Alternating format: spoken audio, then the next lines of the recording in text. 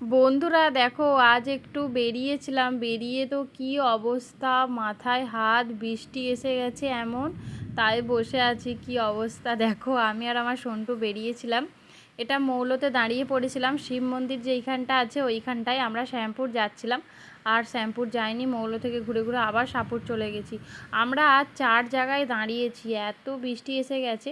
তারপরে দেখো সাপুরে গিয়েওছি, দেখি না শিলা বৃষ্টি হচ্ছে, এইরকম অবস্থা। আমরা জামা কাপড় দোকানে ঢুকেছিলাম, আমাদের কালকে বাবার পঞ্চানন্দ পুজো আছে, তাই মায়ের জন্য শাড়ি কিনতে গিয়েছিলাম। দেখো কি বৃষ্টি হচ্ছে, পুরো ফেঁসে গিয়েছিলাম। তোমরা কে কে আজ বৃষ্টিতে বেরিয়েছিলে আমাকে কমেন্ট করে জানাও। তারপরে দেখো মায়ের জন্য শাড়ি কিনতে গেছি, ও বসে পড়েছে পাঞ্জাবি দেখতে।